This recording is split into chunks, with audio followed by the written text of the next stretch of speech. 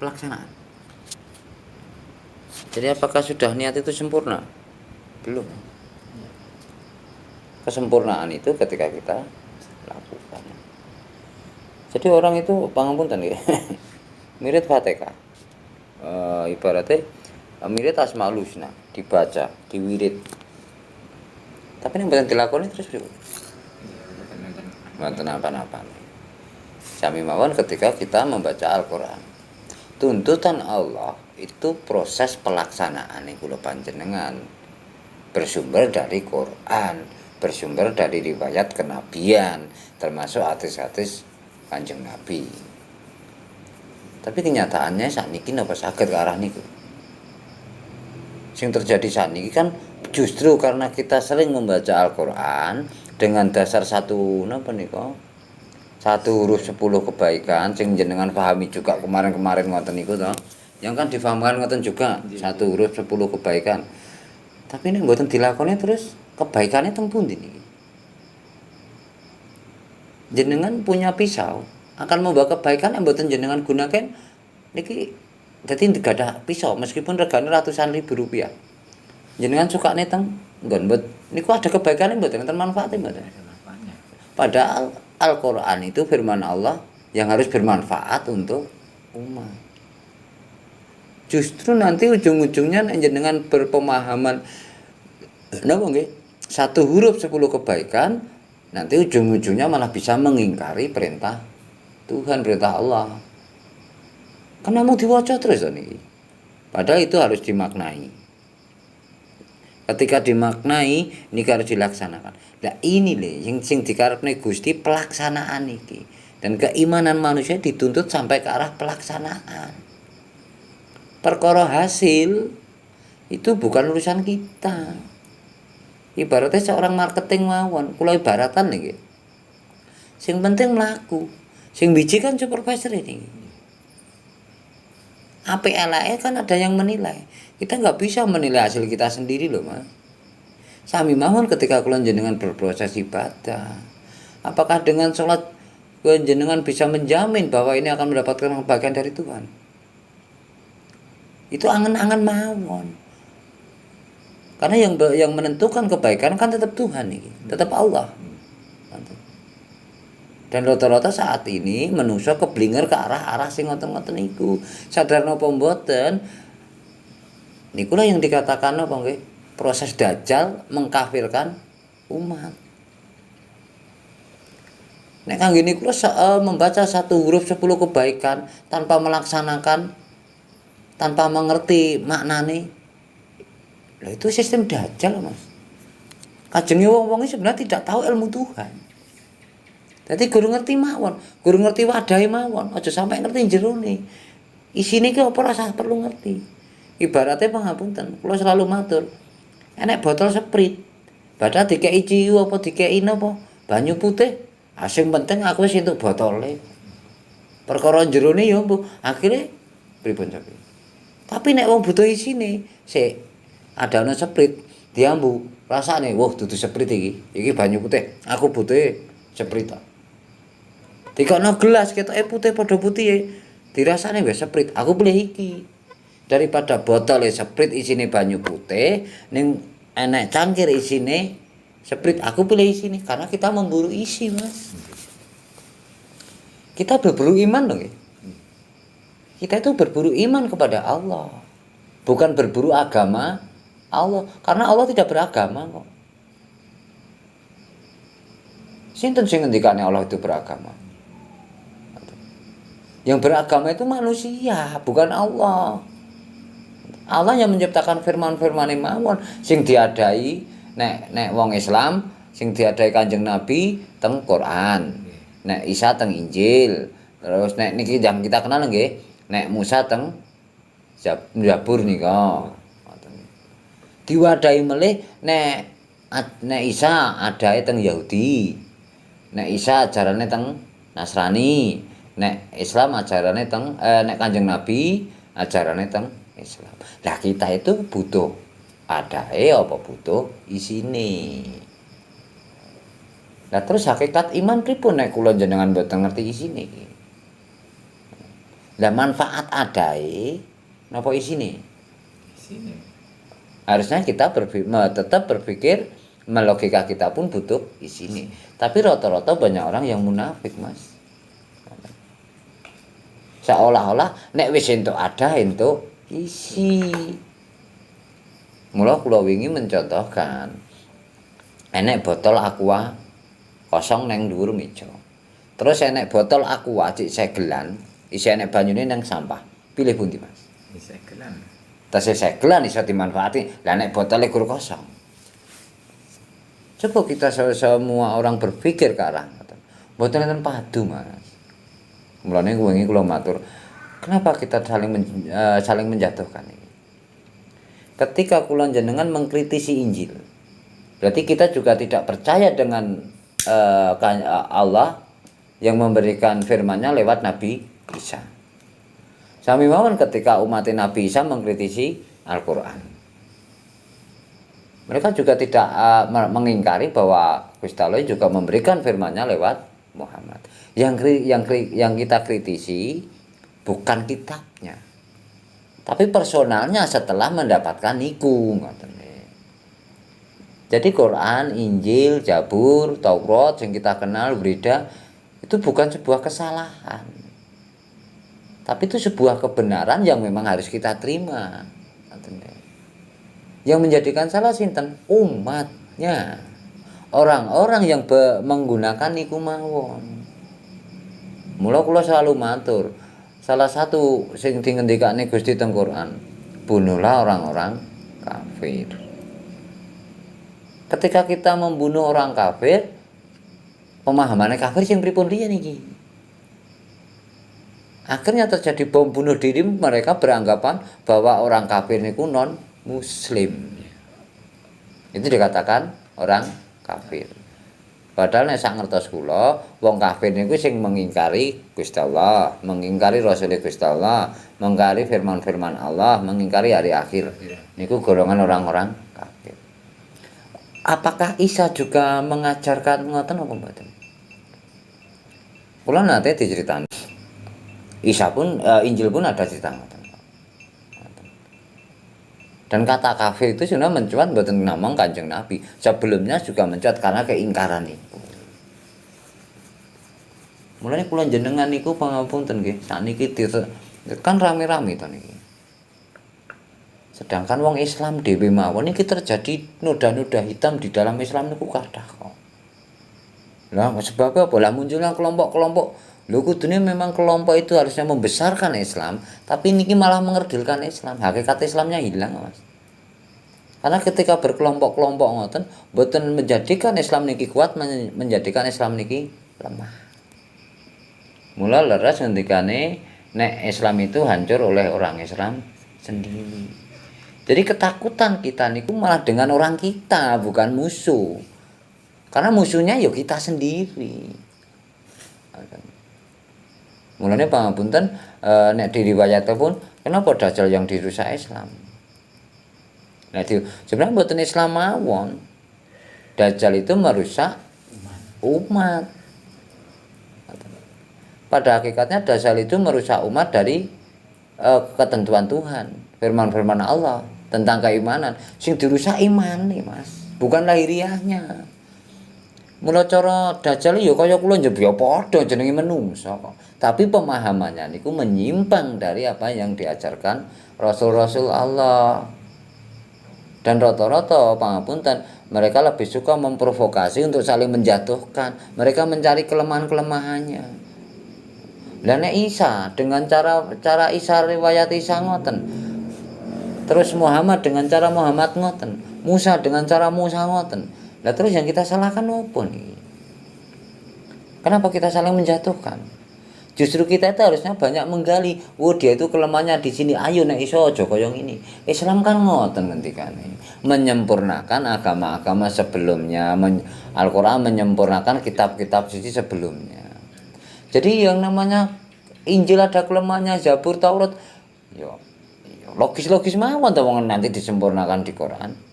Dan Quran itu akan sempurna ketika umat-umatnya melaksanakan isine Quran. baru ketemu rahmatan lil alamin. Baru kita akan mendapatkan hakikat Islam sing selamat dunia, selamat akhirat.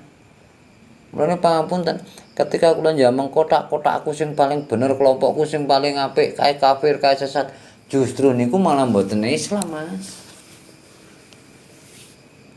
Monggo kita bedah mawon. Saniki pangapunten.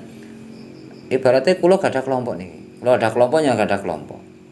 Niki saged damai mboten niki. Kenyataane mawon terjadi pembentaan atau berapa pedat seduluran tadi.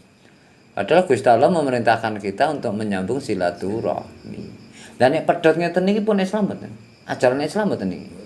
Mengingkari ajaran Islam yang harus menjaga silaturahmi tapi kita memutus silaturahmi. Meskipun sholat, meskipun maca Quran. Karena wadah niku wau. Tapi kalau kita butuh isine Qur'ane apa to silaturahmi. Jangan perbedaan itu bukan masalah, Mas. Pangapunten nggih, rikula apa pun matur. Rikula niki botole Sprite. Enek cangkir terus enek diadai napa termos. Misalkan diadai napa diadai plastik mawon. Nek wong butuh isine, mboten tergila-gila wadahe, Mas. Dikono plastik aku butuh isine Sprite. Tak nikmati kok. Dari situ kita tidak bisa membeda-bedakan. Tapi kenyataannya saat ini pripun iki. Mulane pangapunten nggih, Mas.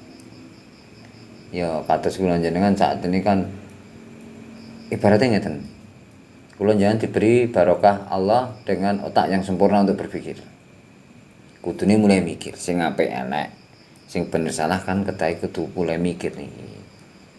Apa selama iki aku ki wis ngene iki wis bener apa urung to?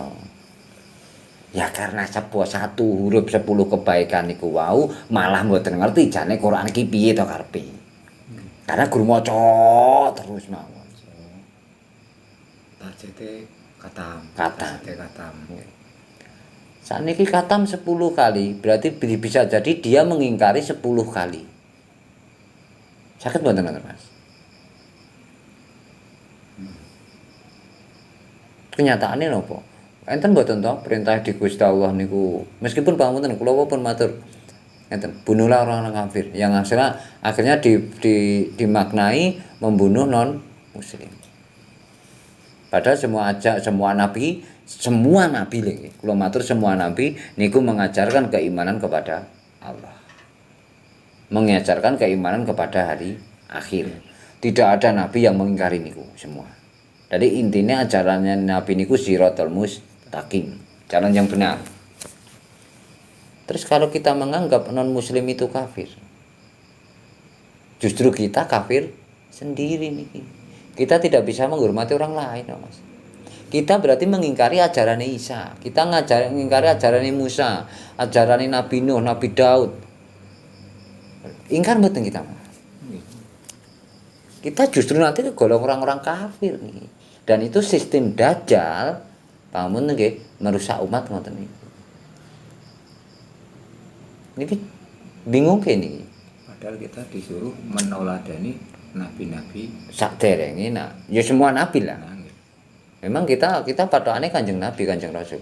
Kita mengikuti Kanjeng Rasul mboten saged, mboten mampu kok, Mas. Contohnya pangapunten, Kanjeng Nabi tidak hidup dalam kemewahan. Dia tidak pernah memanfaatkan umatnya. Tapi kenyataannya saniki. Banyak orang-orang yang posisi di atas memanfaatkan yang di bawah. Meskipun derajatnya pangapunten ustaz, derajatnya kiai, derajatnya pangapunten saat ini nembe tren ulama. Contohnya mawon sakniki atas pangapunten sing nembe viral Yusuf Mansur. Akhirnya dikasuskan niku kula buka sosmed, akhirnya di kasusnya juga. Terus kados sinten niku sing niki juga kasus sinten niki Bahar bin Smith niku. Nggih. Karena nafsunya akhirnya pangapunten seolah-olah umatnya pun saged backup to. Sane pripun? Jadi pangapunten kesombongan itu sesuatu yang dibenci Allah. Kenapa kita menikmati kesombongan dengan merasa benar? Kula jangan merasa paling apik, kula jangan merasa paling pinter. Pripun ngeten? Itu pun kategori sombong, Mas. Mula wingi ditanyakan teng bola-bola toh. Sebenarnya sombong iki piye? Hakikatnya sombong ketika kita merendahkan orang lain, meninggikan diri kita sendiri. Itu kategori sombong. Nek gur jenengan duwe pit monton, gupit-pitan, tuku nopo HP sing anyar dingin niku mboten kategori sombong. Lha uteke menungso mawon, wah pamer, sombong bae iso tuku, lha utek-utek konyol niku. Keterbatasan atau ketidakmauan untuk pripun nggih? Keterbatasan manusia untuk mengungkap sebenarnya maksudnya itu apa. Mboten nggih. Nek kula paham, Mas. Mboten sebenarnya mboten keterbatasan. Tapi kegoblokan. Cepetan semut ya. Karena kita mau keterbatasan kan kita yang membatasi toh, Mas. Nggih. Coba nek kita berkembang, kita berusaha berkembang. Mula karena goblok niku, goblok niku ngaku bener, ngaku pinter. Yang ujungnya pangapunten, nek wong ngaku pinter kan malah keblinger niki. Dan kenapa kok kita merujuk satu mawon? Contohnya pangapunten. Kula jenengan ngertose sing cara panganan sing mare wareg sego. Lah coba kula jangan teng Eropa. Nek sego apa kelakon ramangan? Kan goblok to Mas. Mboten keterbatasan, cuman kegoblokan mawon. Kita tidak berani mengembangkan pikiran kita. Itu pun ingkar juga kali Gusti Allah bahwa manusia diberikan kesempurnaan sebagai umat dengan diberi pikiran untuk berpikir. Tapi kenyataannya nopo itu dimanfaatkan.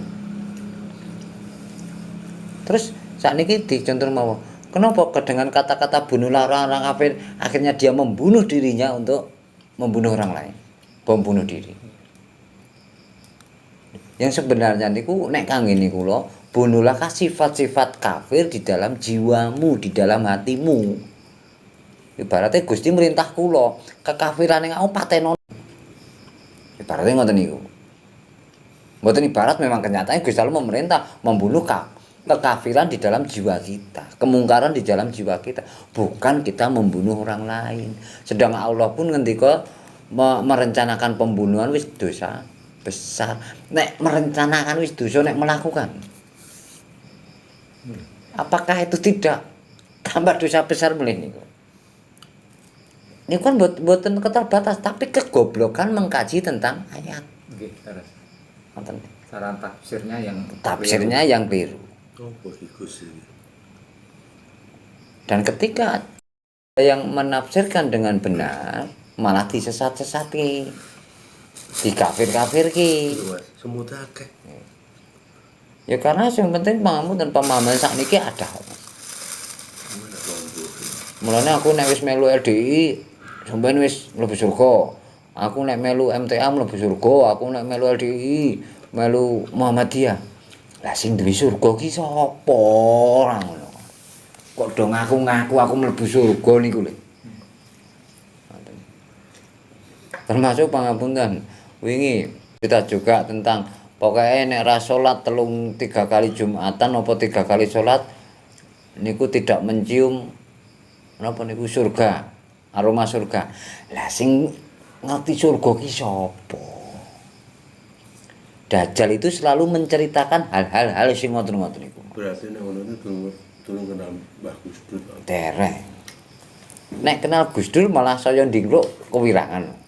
Wong Gus Dur ya disesatke lho Pak masalahnya. Gus Dur yang paham Quran, mboten namung paham lho. Pinter menafsir, mboten pinter menafsirkan. Gus Dur sing melaksanakan isine Quran wis dikafirke kok. Ustaz sakniki sing ora mudeng tafsir Quran, sing ora nglakoni Quran, bahkan mengingkari Quran, malah dikatakan beriman, dikatakan ulama lah terus pripun. Iki wis rusak mboten iki, Mas. Mulane pangapunten nggih. Yang ujung-ujungnya pangapunten manusia kekafirannya kemungkarannya melampaui batas. Wong alim disia-sia, wong bener sia-sia. Sedang saat ini kita memuja orang-orang yang kita anggap benar. Benar mboten menurut Gusti lho, Mas. Nggih. Anggapan kita benar. Contohnya mawon, ketika kita tidak mempercayai hal yang gaib, kan banyak kata tau ustad-ustad sakniki, ustad muda sakniki sing keren-keren iku. Lah kula pun matur to wau, sesuatu yang belum ada sing dereng ketok niku jenenge gaib. Ngertine wong kuwi gaib sing sangar sing medeni, sing hubungane karo memedi, karo malaikat, karo setan. Ya pekok meneh. Kula ra ndidit ngene iki ya gaib, wong kula ora ngerti kecuali nek duit tak tampa. Nah kita akhirnya berpikir tentang gaib to niki. Aku kan baru berpikir ben entuk duit piye. Padahal duit durung ketok. Aku tak sesuk ngene, sesuk ngene, sesuk ngene. Kita sudah merencanakan. Sadar apa mboten kita pun sudah terlibat dalam kehidupan alam gaib. Kudu walah kan ini uteke manusia dereng paham. Ngertine gur iki ya iki gur ngoten. Ya Allah. Sadar. Nggih, Pak. Berarti duit yo bisa dikatakan gaib juga. Ya nggih to, buktine enten bang gaib. Wong do keblinger tentang harta karun. Itu kan yo ya intinya mboten keterbatasan. Allah sebenarnya tidak memberi batasan kepada umat untuk berekspresi ngoten niku, Mas. Berkhayal, buktine ketika berkhayal kita ada batasnya mboten niku. Yang menjadikan kita seperti itu kegoblokan kita. Karena kita mematikan akal kita. Nggih, kita diberi otak, kita berpikir. Tapi mati akali. Manusia kan harus berakal, setelah itu dinalar. Apa dinalar terus diakali. Tapi rata-rata nek wis berakal malah ngakali wong, ngapusi wong. Napa mulai sakniki pangapunten, yang wajib dikatakan penista agama ini jadi seorang koruptor. Gelare haji, gawini salat niku justru yang pantas dikatakan penista agama. Seorang ustadz memperkosa murid penista agama. Seorang ustadz, seorang kiai ngapusi santri ini. Niku yang patut dikatakan penista agama. Mboten nek gur ngelek-elek ora salat ngene. Wong salat jengkang-jengking pedang-peding ra entuk apa-apa. Niku belum kategori penista agama, Mas. Tapi pangapunten intinya pemahamannya orang yang diketok-ketok sing ketok sinten menungsane dhewe. Cuma bukan orang lain. Mula kula pun matur, ketika jenengan kena masalah dari orang lain, nek kula mboten berani menyalahkan orang lain itu. Bisa jadi kula selalu matur nggih, Allah memberi pelajaran jenengan dengan fitnah, intimidasi, hinaan ngoten niku dengan perantara orang lain. Lho nek orang beriman harusnya kembali teng ngoten. Dadi mboten gampang nyalahke, mboten gampang gelo, mboten gampang gresula. Intinya aku difitnah kayak memang Gusti Allah ngai pelajaran. Gua aku ning lantarane kae dengan cara penyampaian yang ora pas, penyampaiane sing kleru. Lho nek kula jenengan pun berpikir ngoten, kados ngendikane Gus Dur, uripe santai-santai wae, nyaman-nyaman mawon, kok mblayang teng pundi yo santai. Mula kula pernah cerita juga pangapunten. Jadi kalau kula niku jenengan selalu berprasangka baik. Wong niat mateni kula njenengan dadi sayang kok. Nek prasangkane wis gampang elek. Jane wong nggawa arit, jane arep nyang sawah gur takok karena bingung. Aku lho wedi nek wis dine dipateni akhirnya mlayu malah ketabrak motor. Lah yo kepleset saged mboten kan. Mula Gusti Allah niku pun juga melarang kita bersuudzon. Wong rata-rata sakniki kata-katae pripun mengingkari lah. Intinya Dajjal itu mengingkari ayat-ayat Allah, firman-firman Allah. Tetapi Dajjal menggunakan firman-firman Allah sebagai propaganda untuk seolah-olah mendapatkan jalan di jalan Allah. Ini tipu daya loh, Mas. Jadi hakikatnya Dajjal niku tipu daya. Dan saat ini banyak orang yang tertipu. Mulane pangapunten, wong goleki wong bener, goleki wong sing apik niku wektu niki kaya napa nika? Golek idem ning damen. Wangel, Mas. Rata-rata pangapunten nek wis kedanan adah, kedanan casing harus nganggo jubah, wis ditutke. Padahal pangapunten kita mendapat banyak riwayat bahwa wali-wali Allah itu pangapunten cara pakaiane malah kaya wong edan.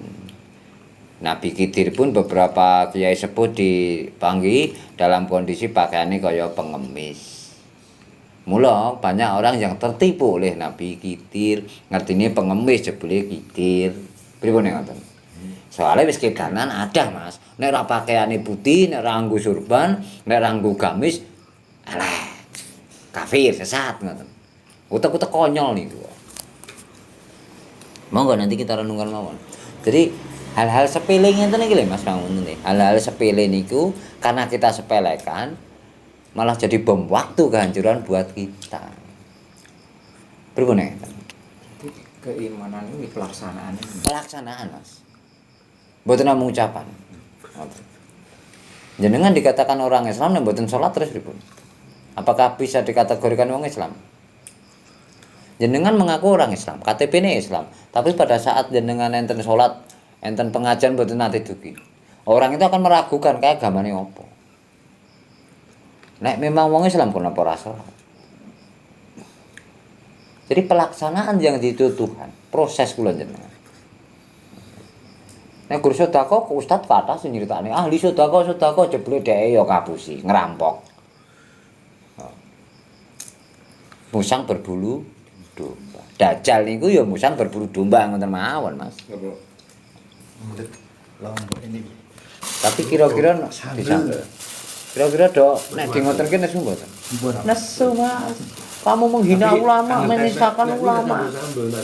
Balas ngoten ngoten kok. Melecehkan ulama. Lah ulamae sing piye? Mulane kita mengenal dua Habib yang bertolak belakang. Pangapunten nggih. Di Indonesia niku ada dua Habib yang kategorinya ulama juga, tapi punya karakter yang bertolak belakang. Antaranya Habib Rizik kali Habib Lutfi Billah. Kita mengenal juga di Solo ada Habib Novel. Terus kita juga mengenal di Jakarta saat ini Bahar bin Smith. Niku dua habaib, dua kategori ulama, tapi bertolak belakang. Saat ini kula jenengan derek ulama sing pundi. Kembali ke kita to niki. Mulane Gusti Allah nyukani kula jenengan pikiran, kula jenengan nggunakake rasa pada momen-momen ngeten iki Mas. Kejadian-kejadian ngeten iki kula jenengan bisa mengambil keputusan. Berarti sing tak tut ulama sing iki. Cara aku mulyane Habib sing tak mulyane Habib sing iki. Ora guru asal Habib kita sembah-sembah. Saat ini orang-orang tergila nek Habib keturunannya Kanjeng Nabi engko sing bakal nyelametke surga. Pangapunten. Itu pemahaman sing konyol juga. Mulane sadar napa mboten nek jenengan tinggal di perkembangannya iki Habib do patuh diwiji. Meskipun mboten patuh secara lahir ya, patuh serangan dalil, serangan tetek bengek, serangan ajaran. Seolah-olah sadar napa mboten Habib itu malah gawe gelo Kanjeng Nabi. Keturunane gawe gelo leluhure to marane. Kanjeng Nabi selalu mengajarkan perdamaian. Pangapunten nggih, terjadinya peperangan itu ketika sudah mentok tidak bisa didamaikan, ya satu-satunya jalan perang ya perang. Tapi kan upaya diplomasi ini terus, upaya musyawarah kan terus dilakukan. Nek wis ora iso lah kepiye? Sakniki pangapunten. Padha-padha keturunane Kanjeng Nabi. Kenapa kok malah kaya serang-serangan iki?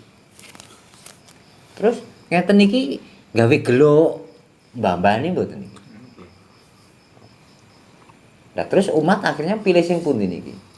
Ya enten sing derek umat Habib sing ngeten, enten derek sing Habib sing ngeten. Niki umate ya padu punan. Nah, apakah umat padune antara Habib niki sudah dicontohkan? Ya ampun, dari zaman dulu men ketika Hasan kalih Husain itu sudah terjadi perbedaan akhirnya Sunni Syiah niku kok. Jadi mboten sak kaget, mboten sawedi rikala enten padu. Enten doyel-yelan karena itu cerita turun temurun. Mulane kula wingi matur kan ngeten. Pada hakikatnya ilmu itu, keimanan itu tidak bisa berkembang. Tidak bisa dikembangkan keimanan itu. Wong dari dulu niku imani ya ngoten niku. Carane imami ya ibadah ya apa ya sedekah. Ya tulung tinulung, ya saling dongakne, ya rukun. Tapi nek ilmu lahiriah pasti berkembang. Sing ngaturke wingi niku lho. Jadi sakniki manut sing pundi? Manut sing lawas. Karena sing lawas kuwi luwih bener daripada pangapunten gampang tembung ngeten. Kiai-kiai sepuh kuwi luwih bener. Luwih cedhak karo Kanjeng Nabi, luwih cedhak karo ilmune Gusti. Katimbang ulama-ulama sakniki pangapunten ketok dalam pembicaraannya niku mendekatkan diri kepada Tuhan tapi hatinya jauh dari Tuhan. Karena mengkafirkan orang wis gampang. Ulama sakniki kan gampang ngoten. Ustaz-ustaz nom-noman sakniki.